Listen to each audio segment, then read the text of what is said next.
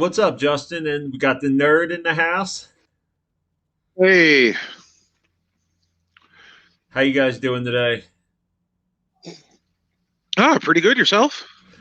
Pretty good. I'm friggin' exhausted. I was telling Justin last night that I went hiking today and did 12 and a half miles, and I am just beat. Oh wow. Yeah, it was Yeah, just I guess you're. it was just as bad as it sounds. Oh shoot. Yeah. um, Well, you got more exercise than I did. yeah, anything good today? What did you do today? Busy working, I guess. No, not me actually. I had to deal with. I blew the engine in my car yesterday. Oh God, Yeah. I did So that I back had Yeah, on. to. that could not have been fun. That's horrible. I did Yeah. that on Thanksgiving. Thank God they covered it under warranty, but it was a mess. Yeah, I got no warranty on mine, but I think there was a recall, and so I think it might still work out in our favor.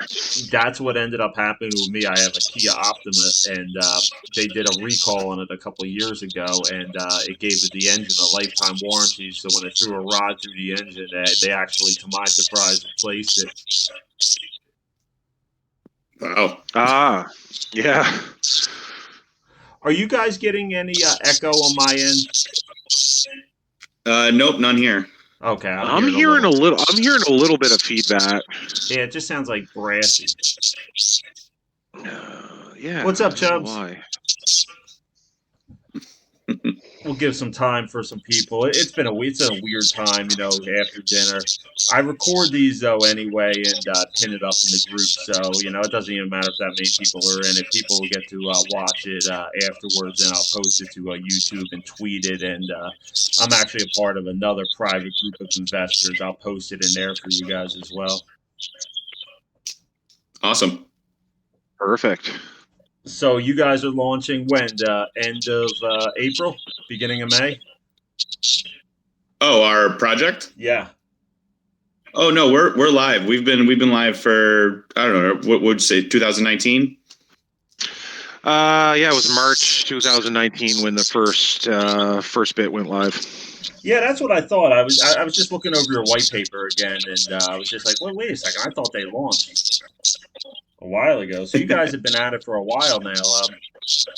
What are some tips that made your launch and afterwards successful? Well, what kind of made everything successful was really the simplicity and the speed of everything, the ease of mining LiteCash, and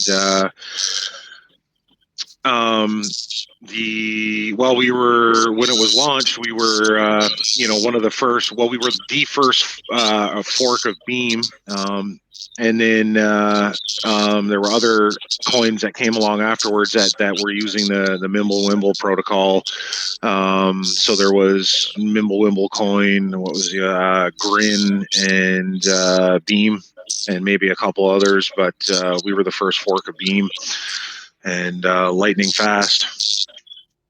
Yeah, so I mean essentially LiteCash, what we really honed in on was the fact that we have really good speed and it's really efficient. The blockchain is very light and in that case can be very scalable to do what we want to do. And the transaction fees, we also have very low transaction fees and no dev fee, and it was a fair launch, so a pretty fair project. So that's also very appealing to a lot of people. So you couple that with the privacy aspect, and essentially you have a project that can mimic physical fiat cash that can be used daily without any lag or high fees. So definitely attractive on those fronts. Yeah, definitely. It definitely sounds like it. Now, yeah, I'm hearing a lot of echo here. I'm hearing for some people that there's echo on this. I'll tell you what, I'm going to leave this for a second. Let me try logging back in. I'm going to unplug my microphone. I'm definitely getting some feedback here, and we'll get started. I'll give you guys the floor. Sounds good. Yeah, let me try lowering it a little. Chubbs, does that Yeah, sound just Oh, all that's right? way better. Does that sound better, Chubbs? I hear a little echo, but not as bad. Yeah, he said it sounds better. Um, so let me ask you, from somebody who has no experience with Beam, why don't you let everybody know, if they're not familiar with it, what Beam actually is? You can take that one. Yeah, well, Beam is essentially a cryptocurrency, like a lot of others, of course, but it was one of the first ones that used the Mimblewimble protocol, which is a slightly different protocol in the blockchain arena, where it uses things like peer-to-peer transactions, in the sense that you can get the or the data of the transaction is primarily removed from the blockchain itself, so you don't have like the sending and the receiving addresses. It's very difficult to track transactions. We also have like in LiteCash, one of the features that we kept was the both wallets, for us to send from one to the other, have to be on. So the benefit of that is, if you're sending a transaction, unlike Bitcoin, where if you send uh, a sum of currency to another wallet that is, an incorrect address or an invalid address of some sort, that just kind of goes out into the ether, Yeah. and you lose it. Well, with Mimble, with our implementation, and which came from Beam originally, when we say, if you send, well, first off, our wallet actually validates an address partially to say, okay, that's in a valid format for the LiteCash network, or it's not. And then um, the sending wallet goes out, tries to connect to the receiving wallet. If the receiving wallet is on, all good, it goes out and it sends, and everything's fine. If the receiving wallet is not on, it will remain in a sending state for about 12 hours. So it gives a chance for the receiver to turn their wallet on. But if they don't turn their wallet on in that period of time, the currency gets sent back to the sender. So Really? there's, yeah, yeah. So if you don't, if you send to an incorrect address, or an address that's no longer valid, you get your coins returned. You don't lose anything. It doesn't, go off into the ether, into outer space somewhere. Wow, what a peace of mind! Because I'm sure you can remember too, with the earlier days when you were sending Bitcoin, it would take a half hour to go to where you wanted to send it, and you'd be wondering, oh my God, did I mess something up? And is it just gone forever? That was scary. Yeah, and I've actually have lost coins that way. So it really attracted me when I got involved with LiteCash, knowing that I had that safety net where if I were to send it and God forbid it was the wrong address or whatever have you, defunct wallet, that I was going to get those coins back. And it also, ensures that there's no lost coins within the LiteCash ecosystem. So I really do enjoy that feature. That's an awesome feature. And was that implemented on launch? Yeah, that was on launch, and actually, I'm just looking in chat here to answer the question that Chubbs posted. That's essentially, that's one of the things that it does. It will eliminate like dusting. So it's one of those things that, it's one of those features that, depend on who you talk to. There are people who don't like that feature. Personally, I love it, because again, you avoid things like dusting. You avoid losing your coins off into the ether, and that also works well, because one of the other things that LiteCash does is we use wallet addresses that expire. So, for example, a newly created address is valid for 24 hours only, unless otherwise specified. So, generally speaking, it's either 24 hours or never expires. So, that's another thing that is really good. So, unlike some other cryptocurrencies, your wallet address is not really tied to your wallet. So it's tied to your wallet in the sense that your coins go where they need to go and go into the right wallet, and the receiver gets them. But it's not like a lot of other wallets where you create a wallet, you instantly get an address, and that address is permanent forever. So you can rotate your wallets, your wallet addresses when you create a send transaction. It will automatically generate a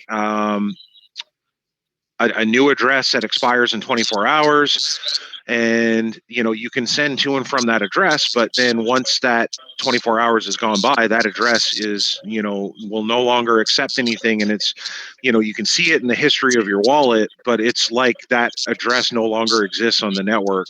And so it's another feature that you can use so that you can't so that you don't um, sorry, I'm It's getting essentially a distracted looking privacy at feature. yeah, yeah. It's I'm getting essentially, distracted looking in yeah, chat too. So Now, yeah, it's somebody, another just added feature. yeah, somebody asked me in the chat, sending and receiving wallet are managed by your chain. Is that correct? I'm sorry, I didn't hear the question. Somebody asked in chat, sending and receiving wallet are managed by your chain. Is that correct? Yeah, so we're our own separate blockchain. Now, let me So ask we're you. not. I mean, this sounds so great. Why aren't more projects, using this, type of technology? That's a good question. I guess that's what really makes us stand out. So we're not really upset that we're a cryptocurrency that uses it. But there are other privacy crypto projects out there. I think the privacy space is very young, to be honest with you. I think a lot of people don't understand how important it is to have your finances privatized. Yeah. And I think as we evolve into a more digitized world, as we're seeing, and it's moving very fast, that privacy is going to be slipping away from us, and you're really going to want to be going into privacy when you're talking about your finances. Like right now, if I wanted to make a transaction and go buy something, and I don't want everyone knowing what I'm purchasing, if it's just an Apple, you're entitled to that privacy, and I could just do that with cash, like physical fiat, hand them dollar bills. But in the privacy space, we have the opportunity to do that with cryptocurrency, where it used to be that way with Bitcoin, so people had thought. Yeah. But now you can start to track cryptocurrencies like that. Anything that's on chain, you can pretty much track. So LiteCash has that peace of mind. It's just an added layer of privacy, and we're all, I think, entitled to that in the cryptocurrency space or in any space for that matter. So Yeah, it sounds like a yeah, lot of sounds like some tokens are kind of starting to get into this space. Like Shield Coin just launched not that long ago, offering cryptocurrency insurance. Serenity Shield is launching in the next couple months. Doing some different things with it. So it seems like a lot of tokens are starting to get into that privacy and security sector of crypto. yeah, absolutely. And for us, it's great that we've been in it for a while now, and we're really laying out the groundwork to make it successful, getting our user base and integrating plugins that we need to for e-commerce and stuff like that. So to be a little bit much more of a jumpstart on everything is definitely helping out. That's awesome. Now, being that this is kind of a newer kind of niche that you guys are in here? What are some difficulties that you guys have faced that maybe you didn't expect with implementing this type of project with these type of features?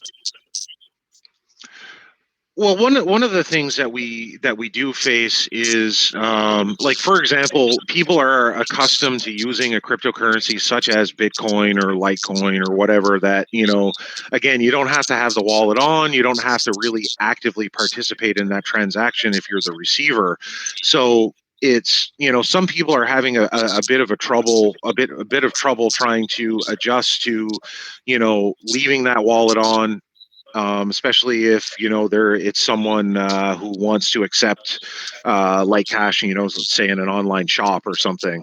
We do have integrations with cryptocurrency checkout now, which will allow people to websites to accept LiteCash as payment, along with a number of other cryptos. But that's one of the issues where people are just having a hard time kind of adjusting to being able to leave that, or wanting to leave that wallet on.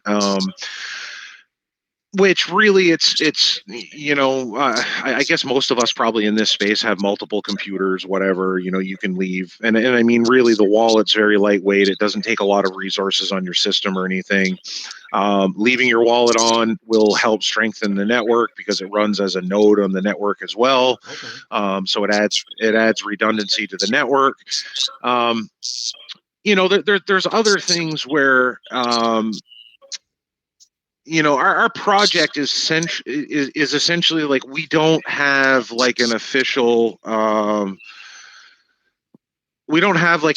governing body. We're not backed by a corporation. We're not, we're just a bunch of volunteers that are interested in crypto and interested in the privacy part of crypto and the security. So some of the things that we do run into is when you don't have those business structures in place, it does make it somewhat difficult to get yourself integrated with some of, like, let's say, the major exchanges or the major services out there, because they want you to provide business information or certain types of legal documents, that kind of thing, which we, because of what we are and who we are, some of those things are things that we don't have at the moment, right? So those are some challenges, and we all know what's happening in the world today with governments and stuff trying to regulate everything. It does, it makes it a little more difficult for privacy focused projects to kind of get integrated with certain things and get involved in certain things, because the government wants to track what people are doing and where the funds are going. Do you think that the government can really put regulations on DeFi? Honestly, it's something that I personally don't think that's going to fully happen. I just don't think that they even have the resources to even track this exploding No. movement in finance. So Yeah. Personally, I don't think that they're going to be able to do it effectively. That's not to say that maybe 10 years down the line they could do it effectively. But that gives everyone time to put everything in place to make sure you're abiding by the guidelines and all that stuff, to make sure you're within the confines of whatever the government wants, I guess. Yeah. I mean, they're certainly going to try to do it, and different governments, different countries are going to do it in different ways, and most of them are just going to screw it up. Yeah. Yeah, I think so too. 99% of these politicians that make the rules, if they know anything about crypto, they only know Bitcoin or maybe Ethereum. They have no idea about all the other shit that's going on out there, let alone how to effectively regulate it. At least that's just my opinion. Oh, absolutely. I agree with that 100%. Yeah. And I mean, a lot of these politicians that are doing these kind of things would be, the high tech to them is dial up. So Yeah. Now, yep, I deal with. Yeah. Cleo McDowell in the group wants to know. He says he sees metaverse projects galore eroding privacy. Gamers are attacked a lot on privacy issues. He sees a good match there. Is that something that you would feel that this would be a good match for? The services that you're providing. Absolutely, and actually, we do have an Unreal Engine plugin created by Clio, and he did that for us, and it works amazing. You could essentially have your LiteCash stored in the metaverse and use it in the metaverse, and actually have a wallet in that metaverse to transact for stuff you do in the metaverse. And you can actually take it from there and pull it out into real life, into a different wallet that's, let's say, on your phone or computer. So it's very fluent in the way that it could be used in that sense. Yeah, I mean, I only kind of reviewed your project a little bit. I read over your white paper, and it just seems so, complicated to me, who's not very technical. But just hearing you explain it, I just see the value in this, and I really hope that other projects and other teams, start kind of catching on with this kind of stuff, because this sounds like it's the future. Well, we certainly think it is, and I mean, we're very. I think one of the things that we at LiteCash really like to focus on is, you look at all these big cryptos that are out. Like you look at the Ethereums and you look at the Binance Smart Chain. You look at all these smart chains, which they do some really amazing things, but there's a lot of projects that try to do everything and don't do really anything in particular that well. So for us, what we want to focus on, what we're good at, maintaining that lightning speed and that low fees, as well as focusing on the privacy and the security of it, and really being a utility in the sense that we're being used for what we are really good at, for being that private and being that fast. Because I mean, I don't know if anybody in the group has tried transferring LiteCash, but for example, when you initiate a transaction, if the receiver is online, the receiver and the sender connect generally within 4 to 5 seconds, and the transaction completes in under a minute, usually from beginning to end. So, I mean, it's really great for that everyday kind of use. I mean, who's going to go? Who's going to go to the corner store and buy whatever, a bottle of pop or a bag of chips or something, and pay with Bitcoin, and sit there and wait a half an hour for that transaction to confirm? Whereas with LiteCash, theoretically you could easily use that as a point of sale kind of thing too, right? Because it's fast enough that I mean, it's not instantaneous, but it's extremely fast compared to mostly everything else, and you could easily use that as a point of sale solution. So And honestly, what the is good this? thing So of oh, go ahead. I was going to ask you. So what do you think is the key to taking this next step and really getting it integrated with different shops and different locations to really start accepting it on a widespread scale? so really on that front, it's really just awareness, and we are constantly looking at different ways to market the project. I think right now the industry has taken quite a turn, so it's going to be really hard to try to get people back down to basics on cryptocurrency actually being used as money. So that's kind of something that we're kind of working on right now. And it's really just going to come down to awareness and getting people to use it. I know a lot of people that they don't know what's going on until they use it, and then as soon as they use it, they're like, "Wow, this is eons beyond Bitcoin's functionality." So it's really going to just take talking to shops. It's going to be really from the ground up movement to try to get people to use it and process it. Yeah, I hear you. Like, so let me ask you then, who are some of your competitors? I'm sure you guys have some competitors in this space, right? We do, and there's other projects. People like to cross us with Epic Hash a lot. I think we're very different in our views, and I think we're different, and we serve different purposes. So I don't know if that's like a direct competition. What really sets us apart from the privacy space is that we're just better suited for everyday utility, whether it's our max cap on coin generation, it's a little bit higher. We're not sitting low at 21 million, which down the line, it becomes a problem. If your coin becomes too expensive, it makes it harder to transact and it's not scalable really.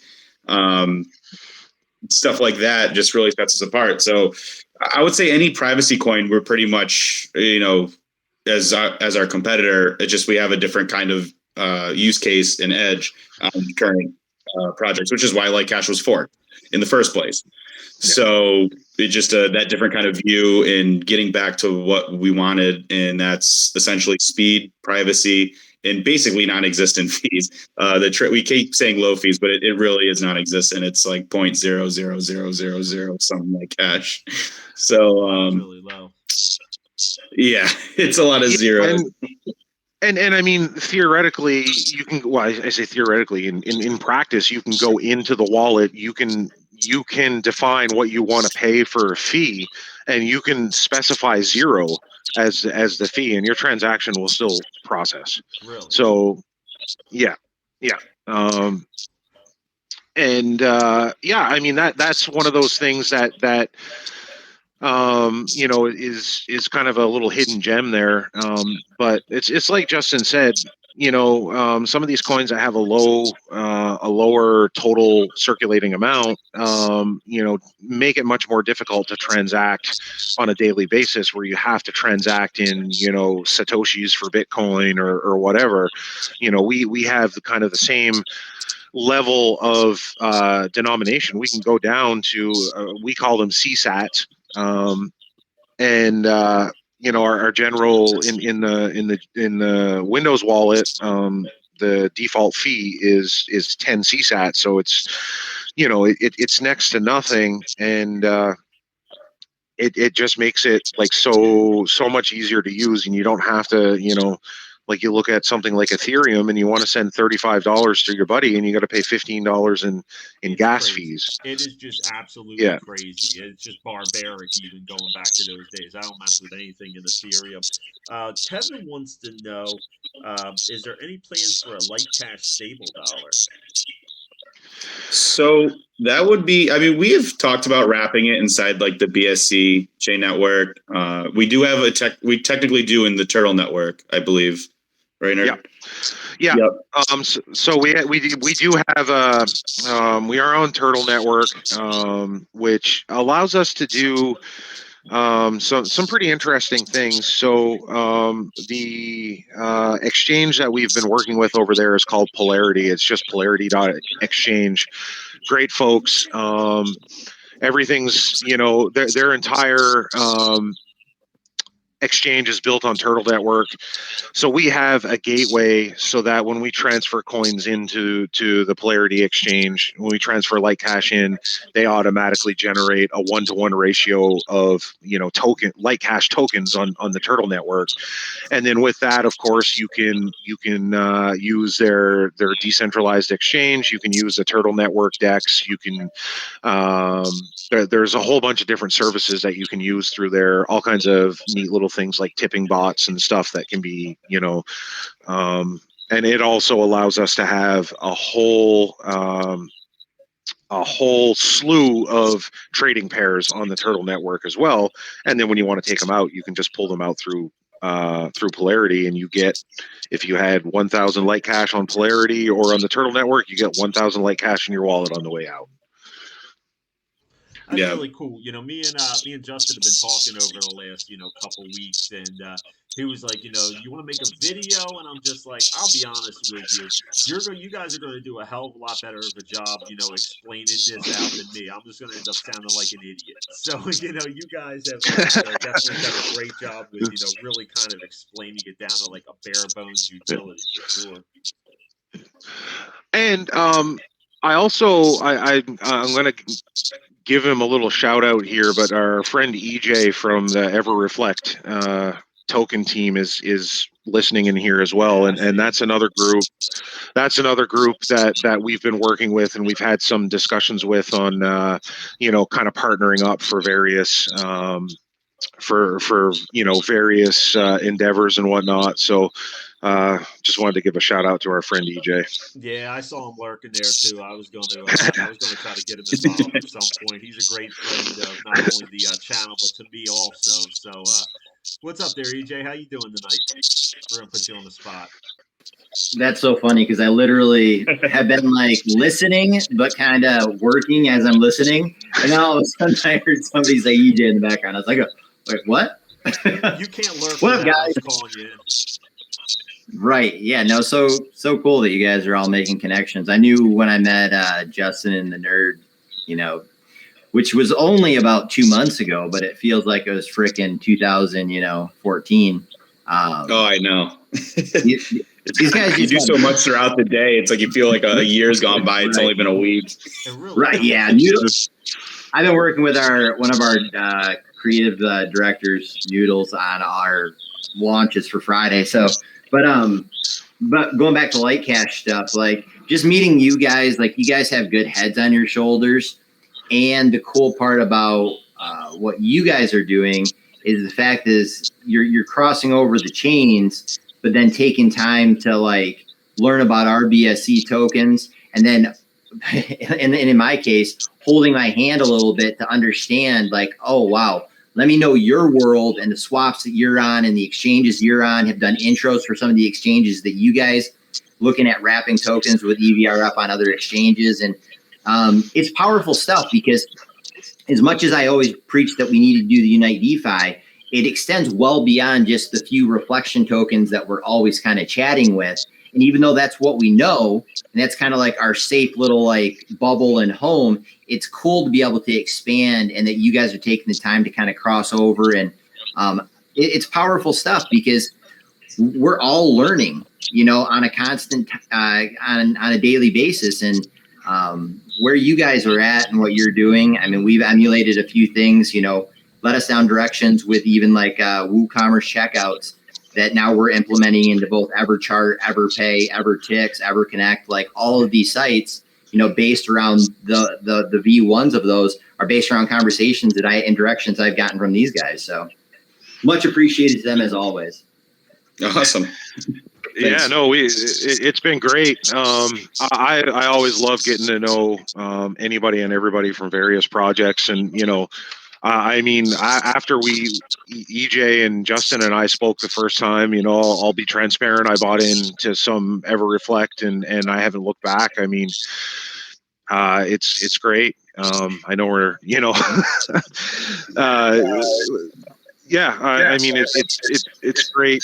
Just, you know, getting to know everybody and on both sides, on the token side and on, you know, the different chains and whatever. So yeah, it's been great. Yeah, and the great thing is that it's two different worlds, right? Just like EJ was saying, and you have us that's a standalone blockchain, and then you have the BSC network, which is so big that does all this cool stuff with reflections and stuff like that. I mean, bridging the two is a great concept that we're constantly trying to think of doing, and how do we execute that, and to get privacy as well as utility use daily for daily transactions. And then you can, you know, go back and forth between going back into reflections and getting more BUSD. And it's just awesome all the way around to try to really wrap this all together as a cool package. Yeah, it really is. And it's cool. And it's cool on my end to, you know, get to talk to all these different people. Like I did an AMA a couple weeks ago with a token that's on the Solana chain, which I knew absolutely nothing about. But, you know, just like hearing about it, I'm like, oh, you know, that's cool. That definitely runs a little bit different than what I'm used to. And what the other part about this is, it's like, you know, everybody in crypto, because of the fact that things move so fast and new ideas are formulated, you know, by the minute, in all honesty, it's great when you meet similar personalities of people that have work ethic that realize like you don't become a pro golfer. You don't become a Scotty winning the Masters in just a couple months. Like it takes a lot of dedication. It takes a lot of consistency. It takes a lot of learning, a lot of failure, a lot of testing, a lot of just going back and getting up every day and constantly working on it. And I will say that of the Nerd and Justin, two guys that will never stop. Like I'm putting together YouTube stuff right now for Friday. And one of the ones that popped up was the John Wood Green Life Energy, like one of his AMAs. And it's amazing that you meet these people and we cross over, and you guys have that kind of passion too, where it inspires you because you're like, cool, I know, who cares where the fucking chart is right now because of the fact that we're going to never give up. And that's why John's a great friend. And so are you guys. That's what it takes though. Like you can't win the Masters unless you go out and you frickin' hit a ton of range balls, and that you're practicing your putting and you're practicing your sand shots. Like there's so much that goes into it daily, consistently. And no matter what, I know that LiteCash will be like that on the other side because you guys do work your asses off doing this stuff. And, you know, and we really do.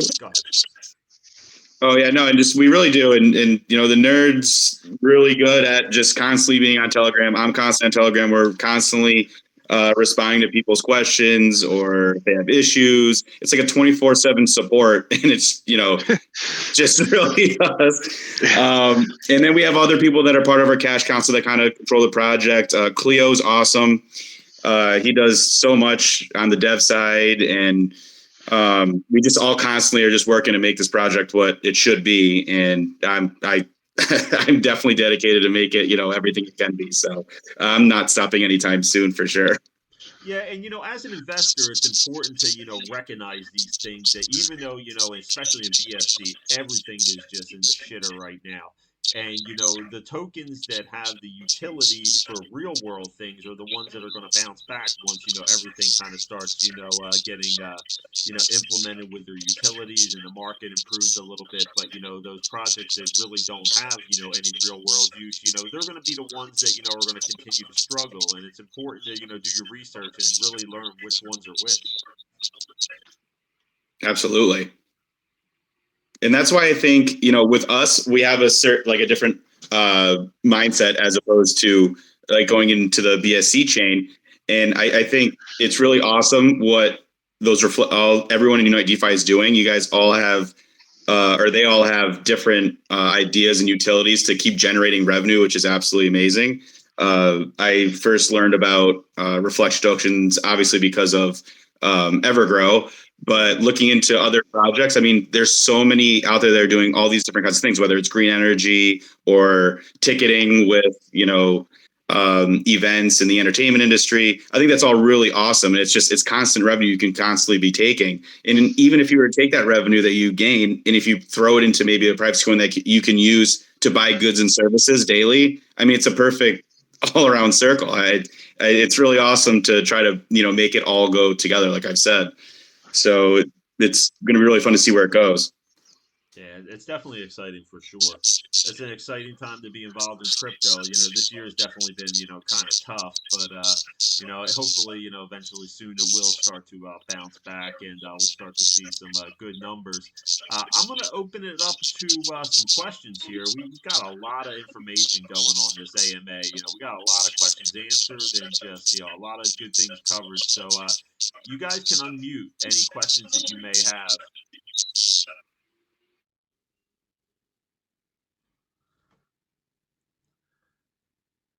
Let me check the chat. Yeah, I was just checking myself. I think you answered so many questions that we covered. I know. I know we kind of just went off on a tangent and answered a ton of questions that were not even asked yet. Justin and I have a tendency to... Go ahead. We do this a lot. Yeah. The nerd and I do this a lot. You could tell you do. I mean, I was going to kind of sit back and just let you guys kind of do your thing.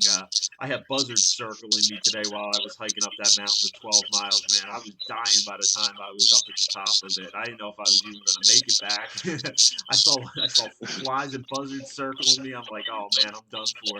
But I just think it's awesome. But you guys have definitely rejuvenated me to, have this conversation. It's been a great conversation for sure. Awesome. I'm glad you had us on, and I definitely love doing AMAs because it just definitely gets a lot of questions answered that I'm sure people have about our project. Yeah, I do too. Yeah. I enjoy doing the AMAs as well. Obviously, I kind of got started with review videos and talking about different tokens and all. But my passion is definitely not only doing AMAs but actually just like formal interviews with teams and all, and just really digging down and finding out all the information on you guys. Yeah. And like, if anyone has any questions beyond this AMA, definitely join our Telegram group and just, ask away, because the nerd and I are always going to give you an answer. Awesome, man. That's really exciting. That's really exciting. I'll definitely pin this. I'm going to pretty the video up, get ready to do an intro on it and everything, post it up to YouTube and tweet it, and I'll pin it up in my room so everybody can kind of check it out later. I have a lot of European subs and members, so a lot of guys are sleeping right now, but they always check out all the stuff that's going on in the room. So you'll definitely get the word out to a lot of people for sure with this great of a AMA that you guys just did for sure. Nice. Awesome. Yeah, and we have people on our team and on the LiteCash side from we have a few Europeans there as well, and there's people from all over that help us out with various we kind of have we have a core group of people that kind of steer the direction of how we're going to do take things, but we have so many people in there that are just willing to and ready to answer questions, help out, troubleshoot, whatever. And I mean, honestly, our software, our wallets and stuff are so easy to use that once you download it and open it up and go through the first 2 or 3 minutes of setting up your wallet, it's bing bang boom done and away you go. I mean, it's Yeah. simple. And I would like to quickly touch on a point that Cleo mentioned in chat there as well. So we do have the a feature called SVBS, which in theory you could even use LiteCash outside of the internet through some sort of like dial-up network, that kind of thing. So there's possibilities there too, as kind of like a fail-safe, because we never know what's going to happen in the future with everything going on in the world, right? So if something were to happen to internet in general, or if people decided they wanted to use this outside of the internet, that is possible as well. Really? So you'd be able to use this outside of internet? Yeah, I would probably have to defer more of that to see if Cleo has any additional information that he wants to type in chat there. But he's the one that knows the most about that. But in theory, you can. That's unbelievable. I mean, that could really change the world, especially for areas, that don't have access to great internet. We like to think that everybody, has, the high speed, internet, but, in reality, not everybody does. Yeah. Yeah, and to answer to Tevin here as well, we don't currently have any Bluetooth or AirDrop capability within the like the Android wallets or anything like that at present. It may be something in that we could look into in the future, but currently it's not something we have. Now, your token is actually one of the ones that are able to be mined for, correct? Yes. I didn't hear you mention anything about that. We definitely have some technical people who are interested in mining. If you want to just go over that real quick before we get off. Yeah. So we like I guess a traditional blockchain, we do use mining algorithm, and in this case, we use what was originally dubbed as Beam Hash 1. It's a variant of ETH hash, and we have a couple of mining pools. We have one that the project runs, gibs.cash. And we also have on coinmine.pl, we have mining pool there as well. And shameless plug, I just posted the link to our mining pool in the chat there.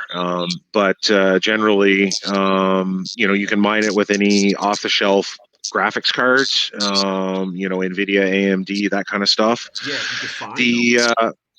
Yeah. Well, and honestly, one of the cool things is that you can still mine LiteCash with older GPUs. So I have a rig that I mine LiteCash with. I mean, I have more than one rig. I do a fair bit of mining myself, but I have a mining rig that has three GTX 1070s and 1060. So those cards are a few years old now. They still, they're not as efficient as a lot of the new ones, but they do well, and you can still make a decent amount of LiteCash on those older cards. And as Cleo mentioned, we're about a year left, a little over a year left until we have another halving, which means basically that the mining rewards per block are cut in half. Same type of thing as Bitcoin, Ethereum, all those guys do. Yeah. Nice. That's really exciting for sure. Yeah, I had kind of looked into. I had done a little bit of mining on my laptop, but obviously, CPU is as slow as can be. And then I started looking into graphic cards, and I mean, the secondary market for that is just absolutely crazy because it's just so hard to get them. Yeah. Oh yeah. Yeah, Oh, yeah. it's been tough over these last couple of years to get any kind of mining gear. I haven't bought any new gear in a while, but the last time I did, I literally had to watch a Twitch stream that would announce when Yep. new cards were dropped at various retailers, and I managed to get 3 cards that way. Yeah, I tried to do a little helium mining myself, and it was like the same kind of thing. You got to wait for the drops, and then you got to have 4 or 5 devices going, hitting checkout, for an hour and a half to maybe be one of the like 10% to get one. Yeah. And then, of course, NVIDIA decided to pull their whole, like, we're going to cripple the mining on their new cards. So they have the low hash rate cards. And I mean, there's some unlocking mechanisms and stuff like that seem to be somewhat working, or at least some miners that are able to deal with that a little bit more efficiently. But if they can make it, somebody's going to break it. Yeah, the gamers are pissed, man. They don't want all the crypto miners to be getting the cards. The gamers are pissed. Yeah, I know. I had a few people throw some cuss words at me, when I got my latest round of cards. Yeah, I bet, man. Well, thank you guys so much for joining me for sure. We got a lot of good information out there, and I can't wait to post this and to get it pinned so everybody can watch it. I'm definitely going to push the hell out of it because I think this is definitely an AMA that people really need to listen to, especially if they weren't necessarily familiar with you guys kind of coming into it. Nikos is in the room there for Serenity Shield. They're in the security space and all. They got some good stuff that they're working on the Solana network. Hey, Nikos, how you doing, buddy? Hey, Mike, how's things? I'm well, thanks. Good. We're just wrapping up the AMA right now, but Justin the Nerd just shared a lot of information about their project. I'm not sure if you're familiar with LiteCash or not. No, but I will make it a point in the morning to give it a listen to the playback. Yeah, absolutely. I'll send you I'll send you the video once it gets edited and all. But they're definitely in the security space, and they're working on some really awesome things, and definitely really exciting, and definitely something you'd be interested in for sure. Would love to learn more. Actually, thanks for that. I must have been a calling. I don't know. I just saw the little live chat icon appear on my phone, so I thought I'll press, but I've just obviously missed it. So I look forward to listening back, guys. What are you doing up this hour? It's like 3 in the morning where you are, isn't it? No, it's not. It's only it was 1:45, so I'm actually just going to bed in the next 5 minutes. So I'm just wrapping up for the. Well, nice to meet you, Nikos. Yeah, nice to meet you. Yeah. If you have any questions about LiteCash, feel free to. I think someone dropped a link to our Telegram in there, and if you have any questions or you want to speak with either Justin or myself or anything, we're always open. Yeah, Serenity Shield. Legend. I will do that. Yeah, Serenity Shield's working on some really exciting stuff with being able to recover your wallet if you lose your passphrase, your key phrase, and stuff like that, and in case of an untimely death and stuff like that. So they're working on some really cool stuff too. Cool.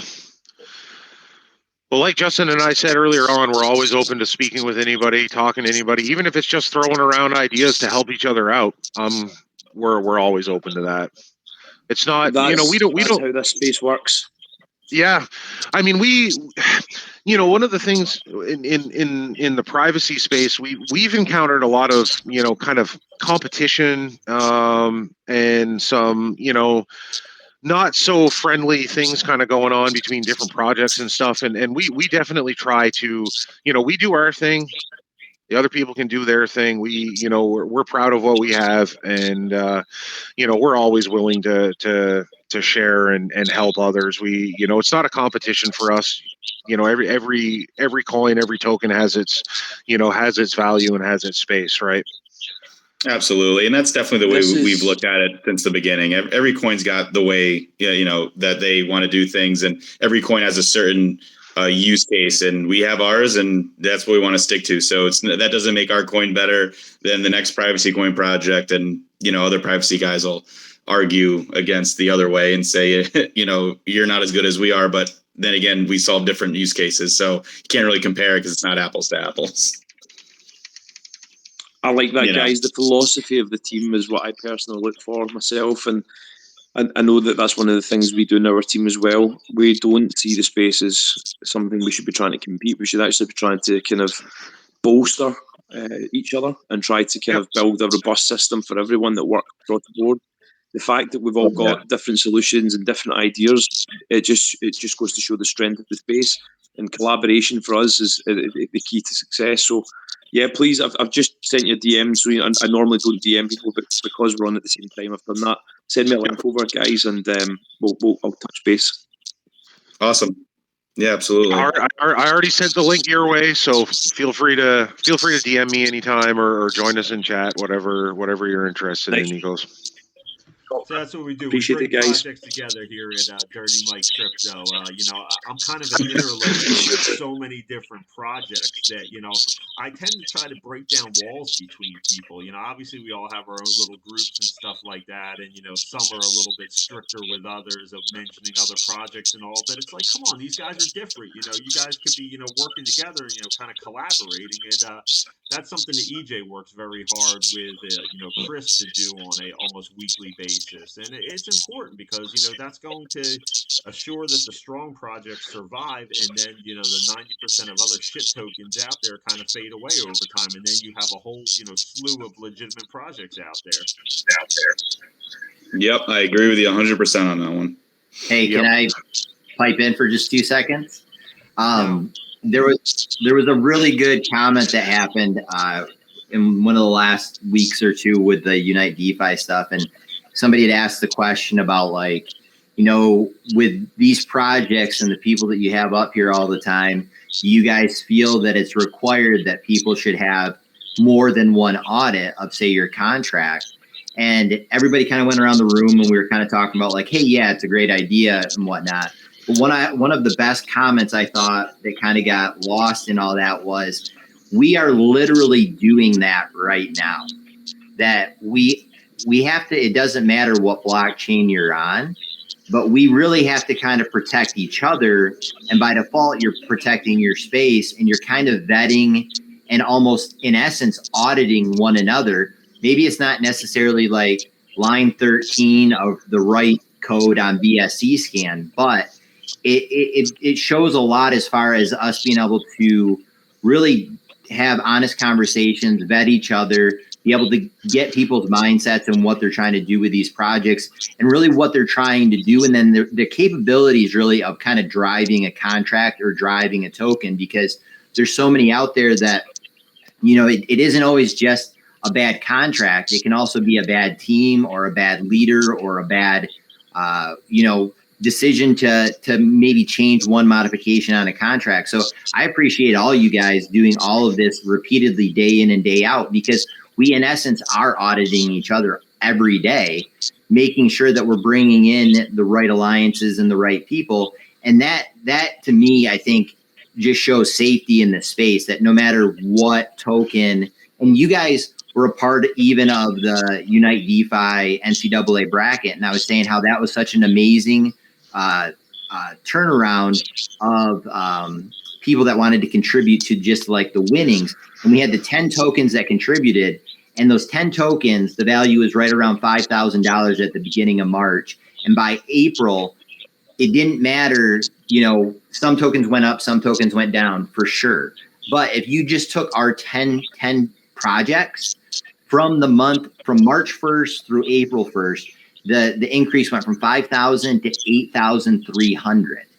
And that's a pretty awesome and, just like number to think about, that okay, all of us are vetting each other. All of us are making sure these projects are safe. We're all working together, and consistency is going to be the key over and over. But even that return, that's so much better than what I've done on some of the other launches that I've tried to buy, or thought that I could trade, or I thought knew was going to be big hype, and then it just fails. Like the consistency going back, buying tokens of projects of hardworking people that are going to be constantly working for you behind the scenes is the way to do it. You know, I like that, EJ. You kind of gave me an idea, man. That would be awesome for somebody to be able to put together like an ETF of DeFi tokens, kind of like that, to buy into a pool of all those different tokens, just like you said with the NCAA pool, how it grew so much, because it was the power of the 10 tokens all together. I mean, that would be an awesome idea for DeFi. In anything. Absolutely. Yeah, it is a great idea. So, we will eventually end up doing something along those lines. I think once Chris and I basically, and Tote and Kevin obviously as well, really kind of vetted out, because we say all the time that we hate these projects that are just like, this is a charity coin or this is just a fundraising coin. Not because of the fundraiser or not because of the charity, right? But because of the intentions behind it, that so often it gets misconstrued with like, okay, this is just going to be used for something that maybe isn't the cause or it's not right. So we want to really protect that Unite DeFi kind of brand and name and do things strategically that will benefit all the tokens, that would protect the pools for all the projects. And that's really the mantra of this. And LiteCash is a part of Unite DeFi as much as any BSC project, no question. It's cool because this started off as just an AMA, and it's actually almost turned into a mini Unite DeFi. I mean, we got 4 different tokens, represented here. I got mine with Tevin that we're launching at the end of the month, but we got Nikos with Serenity Shield, Ever Reflect, and you guys. I think we got a pretty good flow and onto something here. I'd be interested in doing this again with you guys if you're interested. Yeah, absolutely. I'm certainly interested. Yeah. Count me in. Yeah, it's always good when you get projects, getting together like this, bouncing ideas off. But we're just about the hour, guys. I'll let everybody, get back to their night and Nikos to get to bed. Thank you guys so much for joining us. For anybody who's listening, check these guys out. LiteCash, they are the real deal. Please listen to the recording of this AMA, and you'll get a lot of great information. And we had a great discussion for sure. Thank you guys so much. Absolutely. It was a pleasure. Awesome. We'll do it Definitely again a soon. pleasure. Sounds Awesome. good. EJ, Nikos, thanks for joining us. Griffin, Miss Bones, Tevin, Cleo, Chubbs, you do a great job, and I'll talk with you guys again shortly. Absolutely. Everyone enjoy their night. All right. Bye, guys. Cheers.